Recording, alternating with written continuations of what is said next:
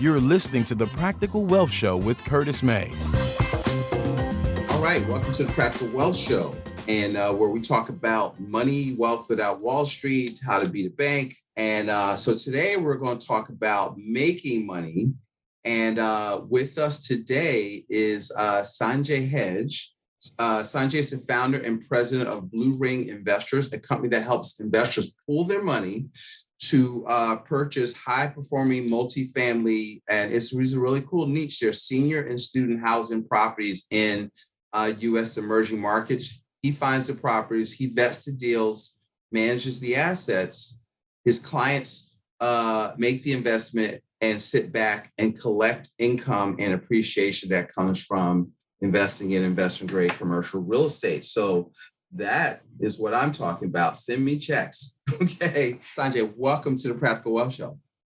Thank you, Curtis. I greatly appreciate you taking the time to talk to me and inviting me to your show. Well, tell me a little about your story. Coming from India, you're trained as a pharmacist. Walk us through that transition into investor, and then let's talk about some stuff.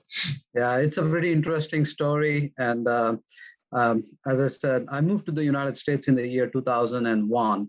I was born and raised in India to a middle-class family. Both my parents worked very hard to give us a good life, and they were very nice. But they moved to the United States so that I can have a better life, because obviously America is it's all about making your dreams come true, right. And it truly is the land of milk and honey. Exactly, it is, and. I studied pharmacy in India, and I'm also an interior designer by profession, actually. I got educated in interior designing after I finished my pharmacy because I was still waiting on my green card to come to the United States. So, and I even practiced it for 7 years. And when I came over here, I really did not know what to do because it took me a while to get my physical green card. And without the physical green card, you cannot apply for Social Security numbers. And without the Social Security numbers, nobody's going to give you a job. Right. And a couple of things happened it took about 3 months for us to actually get the physical green card. And when a man doesn't have a job, he gets busy making babies. So my wife got pregnant and I had to go look for a job now. I really did not know. So I went to the local Walmart asking, because they were looking for a pharmacist. And I said, hey, here it is. And they were like, sorry, we cannot give it because you don't have a formal education from the US. You don't have a license over here to practice. I was like, uh-oh. So I ended up working for a company called SAFT, which used to manufacture lithium batteries for space defense kind of applications. And I started on the floor at $7.25. So my first year's salary was somewhere like $17,000. And I really did not know what else to do. So 9/11 happens and there was a position open for a maintenance mechanic. So I took that job and I was making like $52,000 a year with working 90 hours a week because I did all of my second shift, half of third shift and half of first shift. Wow. So that I could actually make my ends meet. And later on, I keep persevering. And as I said, America is a land of opportunities. I applied for another position in the same company as a supervisor. So I became a production supervisor. And then there was an opening for sales. So I applied for sales and I did well in that as a sales. Then they promoted me as a sales manager. Then the director of sales for Americas and Asia, where I traveled the world. I got to see a lot of places. I was in France every quarter. I was in product meetings, and traveling to Australia and all the places you can think of. It was a lot of fun. And yes, after that, I got hired by another competitor as a vice president of sales and marketing. And it was a beautiful journey from earning $7.25 to $250,000 over the years. What was the time frame of that? So it was from 2001 to 2019. 2020, yeah. Okay, so that's incredible though. See, because you were willing to humble yourself. You're a trained pharmacist to work $7 an hour, but always looking for stuff. So folks, there's some traits of work that I want you to see. And so my wife is an attorney. She does immigration. So there's a lot. So we see that all the time. You know what I mean? Of just the ability to work hard if you just show up and work hard, you'll beat like 80% of people out there because most people can't even do that. That's impressive to me. I love that because I want people to see you got to work, and you got to work begets work. Yeah, and I think you have to have faith in yourself and Yes. always look for opportunities, because opportunities are all around you. It's just about you making that effort to go and get it. That's it. Yeah. That is awesome. So let's talk about. So right now you're doing syndications, okay? And so talk about your transition to that, and then why you think it's best to be part of a syndication than investing alone, and then we'll go into some more detail. But let's start at the top. Yeah, that is also a very good question, Curtis, because while I was making these improvements, I always felt that there is one thing that is always scarce, right? That is land. Yeah. It doesn't grow, right? The population grows, which means the land shrinks because there is only so much of that land, right? So property has always had value. And I always looked at it as, hey, if I buy property, it is going to help me sell it at a later date, and there will be money. So just like most of the people who get started in real estate, I started off also buying single families, right? Very quickly, I realized that I'm losing money than I'm actually making money. Okay. Because there was some, like I would say, put in $750 in rent, I would charge them, and I would get expenses for broken air conditioning or heat or you name it. And it was my expenses over the in a year would be, sometimes it would be like a broken bathroom would be $5,000, or an air conditioning would be like $6,000. And whatever money that was coming in was just either break even, or I was losing money. So, but at the same time, I was also making investments in storage houses and multifamilies, where I was seeing some good returns because I was doing passive investment. Right. So I was kind of interested in it. And I was also thinking of other businesses to start. So just like most of our Indians, we look into 7-Elevens. Right. That's so funny you say that. But they're not going to stereotype, right? Gas stations, hotels, 7-Eleven. Right. Exactly, maybe Dunkin' Donuts, right? Exactly. All right. I was thinking, since you brought it up, I'm not going to do that now. So then I was thinking, but if I were to do that, then I had to be there. I had to leave my W-2 job and look at it 100%, right? So I was like, no, I don't know whether I want to risk that. So I wanted to play safe. And it ended up happening. There was this coaching from RE Mentor that had visited Charlotte, and they had a class on syndication and multifamily investments. So I said, okay, let me sign up for the boot camp. And guess what? 2020, this COVID breaks up, and it was a mess. So we didn't have the boot camp happening until like September timeframe. And when I went there, I said, yes, this is something that I can do. This is something for me, and I signed up for that. And I've been seeing a lot of improvements in it, because I feel that syndication really works. And why does it work? It's because, first of all, you are, as you said during the introduction, you bring in a pool of investors. So you're not doing this by yourself. Most of the time when we go, like all of our deals where we go through banks, obviously, but we do the syndication for the remaining part of the money that we are going to the banks with that 25% or 30%, whatever we need to, and the amount that we need to generate for, the improvements. Right? As a single investor, like not a single investor, but if you're doing a single family, you are the only owner for it. You're putting all of that money by yourself. And, it's a recourse loan that you're taking, which takes into account your credit information. It takes into account your earnings to expense ratio and all of that. But when it comes down to multifamily and the syndication part, the syndication is all non-recourse loan. So, and you're taking pools of investors coming in. So guess what happens? Even if you don't have a lot of money to invest, you have little money, you can still bring that to the table and make an investment. So that's one part of it, right?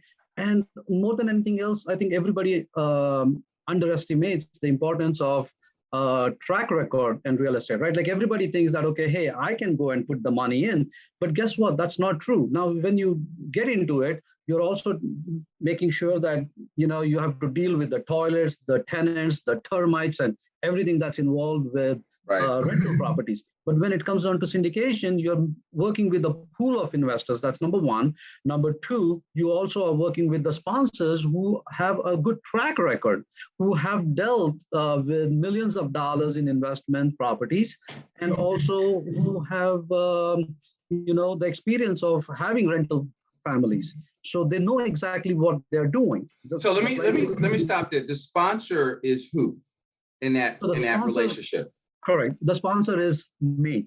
Okay. Me and my team. Yes. Right. Okay. So when I do things, so what happens is we obviously have two different types of partners, right? We have the general limited partners and the GPs, the general partners, right? So the general partners are the managers who take care of the day-to-day activities, making sure that we go find the deal, we vet the deal, we get the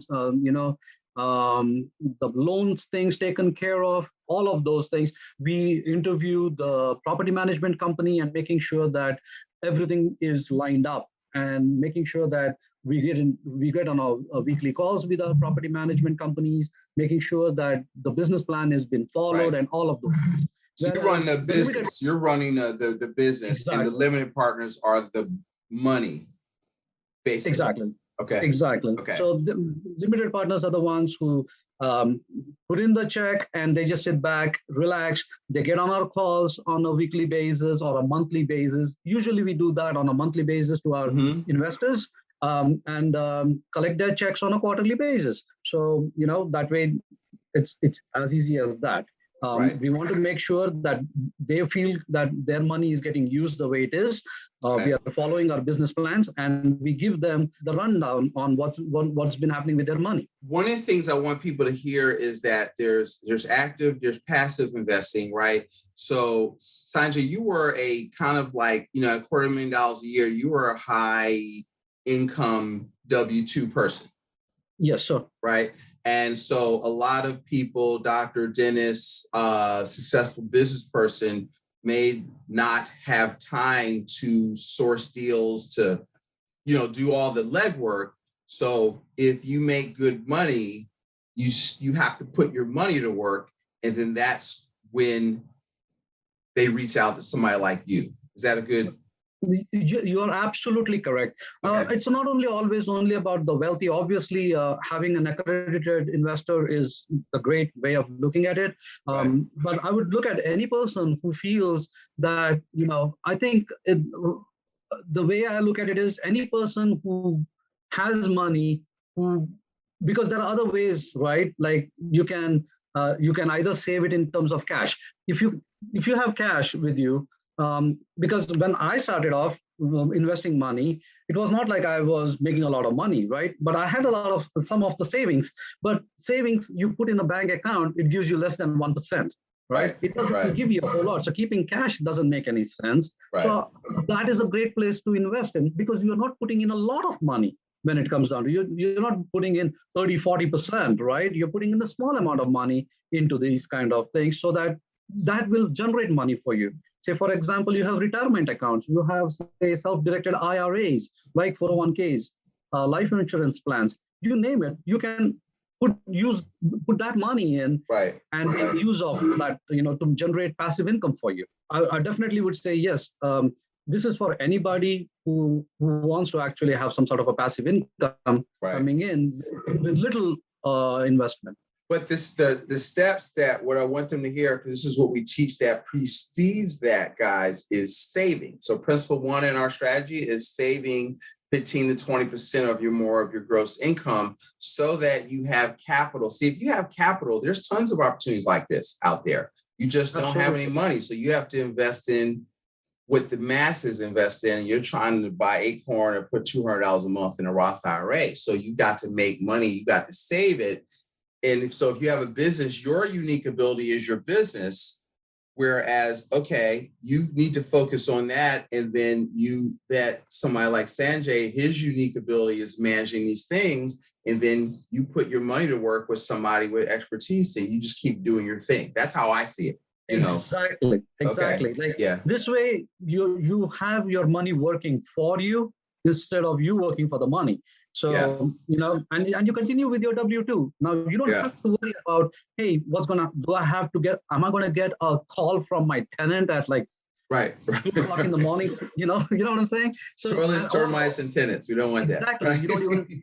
You don't have to worry about, hey, if my tenant is leaving, will I have, who else is going to come in and stay there? You don't have to worry about anything. Here you have invested your money. Now you're getting a briefing on a monthly basis as to what exactly is happening, where this thing is going, and you're getting your check. So that's a great thing. You have a couple of, I guess, sub niches within this, right? Senior residential facilities, and you also like student housing, right? What makes them such great investments? Why do you like them for where you're trying to deploy your capital? Exactly. It's a very good question, Curtis. There are three, asset classes that I focus on. One is multifamily, the second is senior housing, third is student housing. And the way I look at it is, I can go individually on these multifamilies. The way I look at it is, everybody needs a place to live, right? And when I first came to America, I stayed in a rental house, and I understand, you want to have a house which is safe, affordable, for your family. Right. And that is, the way I look at it is, that is one way of doing it is, everybody needs a house to stay, and giving them an affordable, well-kept apartment. It's always there. The demand is always there. So that is definitely one of the reasons. And obviously, as the inflation goes up, obviously the rents also go up according to that. So you're stabilizing it, not unlike your investment market in stock markets, right? As the things go, there is a fluctuation, you lose money, but in this case you don't, right? Senior housing, thanks to our medical science, life expectancies have risen. It's risen crazy. Probably in 1955, the global average life expectancy was around 49 years. Right. And today it's 72 years. And by 2040, they're expecting that the global population of those aged 65 and older will reach about 1.3 billion, which is double of what it is today, right? So, and obviously the baby boomers are driving the demand for this. So they all need a place to stay. And I think that is where senior housing makes more sense. Student housing, both you and I've been into college. We all know that the dorms is not the greatest place we want to be in, but we do it for the first year. But after that, like my son, he's in college right now, and he's like, well, he wants to he likes to have his own place to stay, and they usually go with 2-3 students combined. They rent out a place, so that's a nice place to invest in, and and the parents pay for it, right? The parents pay the bill. So exactly. Right. The parents pay for it too. That's another part of it. Right. I think the sheer the numbers make sense, right? Because I think a recent National Multifamily Housing Council report revealed that 8.9 million college students needed off-campus accommodation in 2018. And that this represents about 8.2% of the total U.S. renter population. So that's amazing. And that when it comes down to student housing, as long as you're very close within the proximity of the college, you don't have to do a whole lot of marketing for it, right? Because you have a great cash flow coming in because you're renting out the same space. If it's a 3-bedroom and each bedroom has 2 students living in it. Now you have 6 people living in that 3 instead of a family, which would be 4, but you would still be paying just for 1. So you have multiple renters in the same space. Right. So that's an advantage that you have. The vacancy rates are very, very low because obviously they are throughout the college time frame, and some stay through the vacation as well for summer classes and things like that. So it's always there. So it's that's a great investment to be in.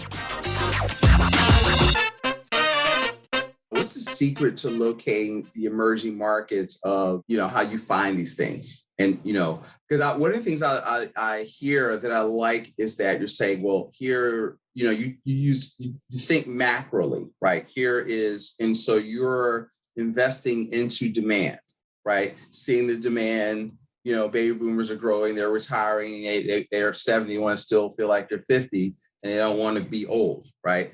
And student housing, where the parents are going to pay for it. Now, I guess if people are looking into that, how do you go about finding opportunities like that they can, deploy their capital into? Absolutely. I think that's the secret of locating emerging markets, right? It's like as much as you can share. Yeah, right? you asked a very loaded question over here. I know. but there is a lot of work and research that goes into it, right? So we go after emerging markets. That's one of it, but comes with a lot of research. So when we do a research, we look for job growth, right, in a certain area. So there is a job growth. We look at the population growth. So for that, we go to the U.S. Census Bureau website. We do some research on that. Then we look deeper into specific housing metrics, like, once we have identified, like, okay, hey, say an emerging market like Texas or Phoenix or, Atlanta or Florida. Some of these markets, say, for example, these are all emerging markets right now. And there are many different metrics that we look at, right? So we look at new construction numbers, what's going on, existing home sales, what kind of employment is coming over there. Then we look at the rental rates. We look at how long the houses stay in the market. Does it go up quick? Those are some of the things that we look at when we are doing this. Obviously, the job growth, we obviously we go through the Bureau of Labor statistics. So all of these things are taken into account before we decide on what markets we are going to go after and how we're going to make that investment. So what I want y'all to hear, it's very researched. It's not like a random thing. And so if you don't have time to do that work, because there's the work that goes into it in deciding where to go, that's why you partner with other people. Absolutely.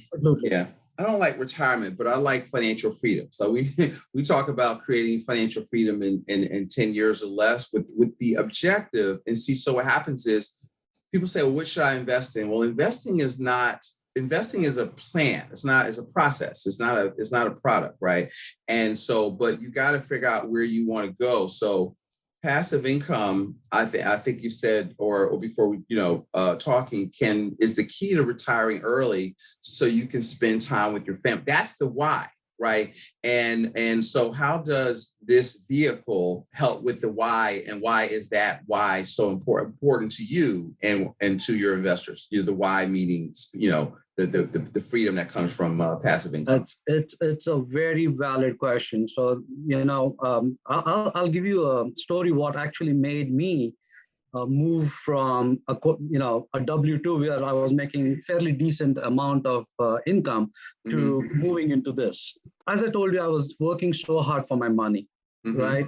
And when my son was born, I hardly had a chance to see his face because I was working, 90 hours, and and after that I went after growth, and then I was traveling all the time for my job, and I was in my mind thinking, I'm providing for this family, I'm doing good, I'm growing, right. I'm living the American dream, and I'm doing all these things, and I was, I got a house and everything is good. A nice car. My son gets to go to the best places. He gets to, I would take them with me to travel every now and then, whenever I could. Trust me, I missed my wedding anniversary 3 times in a row. And then one time I actually made my business travel as my anniversary because my wife said, this is going to be your 4th time you're missing out on your anniversary. You know that, right? I was like, yeah, I know, but there's a surprise for you. I'm taking you out. Right. But it was not the same, right? You're trying to mix business and pleasure together, and it never goes very well. So I saw all of those things happening. And then I also saw that my son was growing, and I got him a really nice car and everything. But one day I was on business travel, and he gets into an accident. And I was not there for him at that time. Fortunately, nothing happened to him or to the other person who was in an accident. Hmm. But that was the time when I felt like, yes, I've been doing all these things, but I'm not there for my family when they really need me the most. Right. And all Right. this for what? Like all this money that I'm trying to earn, all these things cannot equate to me spending time with my family Right. because that's more important. Right. And that was the aha moment for me. I was like, what should I be doing to spend more time with my family? And that is when I felt I need to start something of my own where I can have more time for my family, spend more time with my son. Now I have a daughter who's 11 years old. I'm like, at least I wasn't able to do a lot for my son in terms of giving time to him, but at least now I can do that for my daughter. Yeah. And that is the thing that made me change my career. Yeah. And so that was the time I started thinking more in terms of family than just money and growth. Now I have all of that. I have Right. money, Right. growth, and time. Right. So that's the thing. What I see, and I really would want to do the same thing for all of them. I want everybody to retire fast. I want them to be able to not worry about what's going to happen after retirement because not everybody has a nest egg like a 401k or anything like that, right? This would be a nice way of, and obviously, even if they have a 401k, it doesn't appreciate as much as when it comes down to multifamily. Because in multifamily, you get money in two ways. One is when you invest the money as a passive investor on your annualized cash on cash return, Right. and you get when we sell the property, you know, because it would have appreciated over a period of time. And when we sell the property, we share our profits with our investors. So you make that money too. So if you were to keep that same money in a 401k for 5 years versus you would keep the same money over here, the appreciation is twice as much. Right. So Right. the returns are much better. So And now, it's not subject to market risk or opinions or speculation. It's you're literally forcing the equity and forcing the money based upon being absolutely. a good operator. Yeah. Absolutely, yes. You hit the spot right there because market, even if you have it in 401k, it goes up and down, and that's where you're putting in shares and stocks, right? Stocks and bonds, and it is all regulated by news. Like somebody says there is a calamity somewhere, boom, the share market goes down, your value goes down. But Right. that's not how it is when it comes down to this. This is a totally different investment. I'm not saying that you should not invest in 401k or any other sources. I just feel that you should, when you say I have a diversified portfolio, how diversified are you truly when you say you have it in 401k and stocks and bonds, Yes, you're right? just shuffling. You're not really diversified because it's all in one asset class called paper. So you're really just Exactly. shuffling the deck chairs on the Titanic. Exactly. So here's a question. So I don't know if this is too specific. Can you is there and what happens is you can when you tell them how to reach out to you can get into it, but is there a criteria? Should they be accredited? Should they have a certain amount of sophistication or capital that they should be considering contacting you? Is that Okay. So yes, we, as I said, I'm strictly SEC compliant. right? So I definitely cannot talk about returns percentage, but I can definitely give everybody the business model and what Mm-hmm. kind of investments we do and what kind of returns they could expect. Obviously, the returns vary from project to project. Yeah. So obviously, we'll have to talk that out one on one. So SEC compliant. Let me just explain to them. You have a PPM, right? A private placement memorandum. Yes. Yes. And so what happens is that he breaks down the business model. The first part says investing is risky. You shouldn't invest. You could lose your money. And then the rest of it lays out their business plan, how all the stuff he just said, right? How they find Exactly. it, right. And so with that, he's trying to look out for you because so that tells me they have to be accredited investor Exactly. to call you. But that's all right. See, that's what I mean. So if you're let me just tell them what that is. So accredited is if you're single, you got to make over 200 grand. So he was that guy when he started this stuff, right? Or as a couple, 300, or have $1 million of net worth, not counting your home equity. Okay. So if you don't meet that, then you're going to have to do active stuff. But your goal is, so if you ever play the rich dad game, if you get out, the first step is get out of the rat race, become financially independent, passive income greater than your expenses, but then you move into the fast track. Okay. So Sanjay is the fast track, right? So you got to have some money, but then you can get into really cool stuff that most people can't get into. Is that it's a fair way of looking at it, Curtis, but there are two types of investors, right? One okay. is the accredited investor and the other one is a non-accredited investor. Mm-hmm. So the SEC, and obviously SEC has two sects. One is a 506B and a 506C, Mm-hmm. right? So when it comes down to 506B, it is where you can have accredited investors and sophisticated investors. So sophisticated investors are investors who are not accredited, but at the same time have an understanding of investments. And they have some capital that's not their last dollar. Exactly. Yeah. So basically, when I talk to investors, say for example, an investor calls me, I talk to them, get an understanding of, because I would definitely not want anybody who's not who has not invested anything or has zero understanding of investments to come in and put their house on the market to loan money and give it to me. I would definitely not encourage anybody to do that. I would not even take money from someone like that, because I have a moral obligation. But at the same time, the 506 the 506B, which is more towards accredited and sophisticated investors, this is something where they themselves give you the understanding that, hey, I am accredited investor or I am a sophisticated investor. But obviously, I have a moral obligation also to talk to them and get an understanding of their investment portfolio, what is their knowledge when it comes down to it, and then they can do an educated investment. That is my goal. My goal is to make sure that they are educated enough before they put their money, hard-earned money into it. Then the 506C, which is only for accredited investors, that is where it's not for sophisticated people at all. Like you cannot put, sophisticated investors cannot invest in 506C. So that's it. Now you can go to my website and it gives you all of this information. On my website, there is also a white paper that I have put in. It's a free download for anybody who is interested in knowing reasons why, and it's a very short one. It gives you 9 good reasons why to invest in real estate. And I'm also writing a book right now, which is going to give you a full understanding about syndication and investing in multifamily.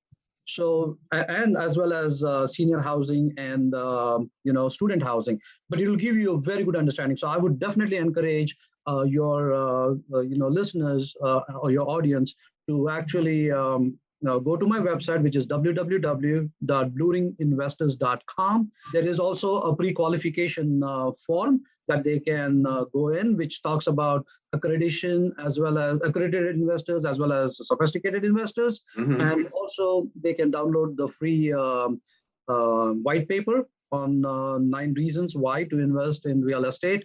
And also subscribe to my YouTube channel. I'm also there on Facebook, because Blue Ring Investors is all on Facebook, Instagram, as well as on LinkedIn. So they can follow me on that. And also I have a YouTube channel, which talks about investments in multifamily, as well as I will be continuing to put in more videos about education as to like what kind of investments are available, why should they be investing, and what should they really be doing when they are talking to other investors, just like other syndicators, just like me.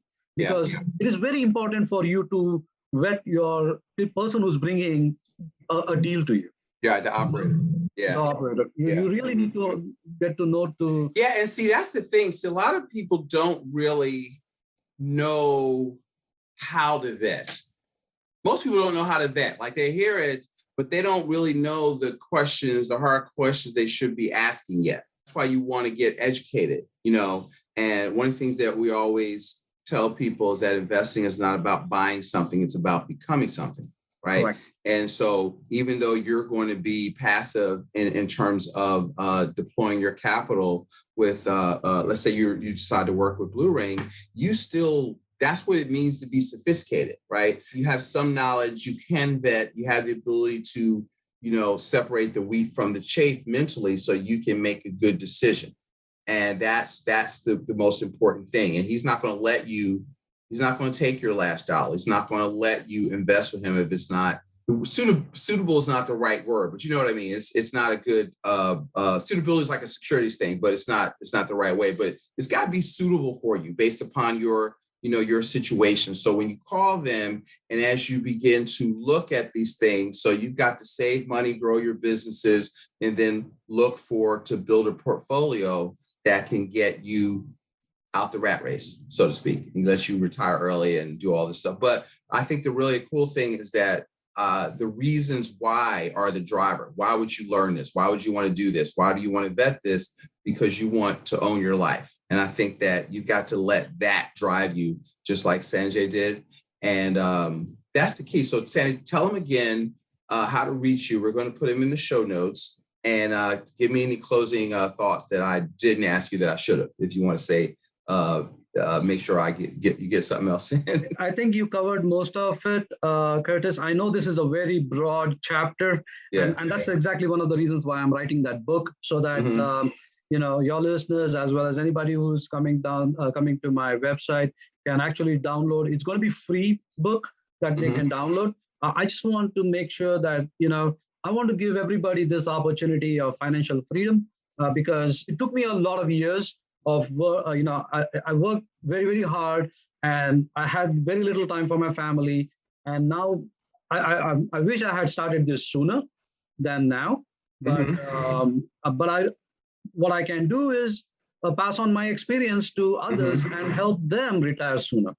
Yes. So that's it. So take a shortcut, guys. You don't always have to beat your head against the wall. Get with some experts. And so I encourage you to, reach out to Blue Ring and see what they have going on. If it's a good fit for you, reach out to them. This has been great. I love talking about money, and business, because this is like real estate and business combined, right? You're just in a real estate business. So I love that. And the beauty about this one, Curtis, is you don't have to be super wealthy to become, financially free. So we like that. Okay. And that's the thing. So definitely, check out and see if it's a good fit for you. Guys, we thank you for listening to the Practical Wealth Show. Go out there and if you like what we're doing, leave us a review. Check out Blue Ring. And I want you to go out there and make it a prosperous day. Sanjay, thanks again. No, thank you, Curtis. I greatly appreciate you as well as your listeners giving me this opportunity to come here and talk. And I appreciate your time. Yes, my pleasure. Thanks for listening to Practical Wealth. To access the show notes and resources, go to practicalwealthshow.com. To get your questions on the show, go to practicalwealthshow.com.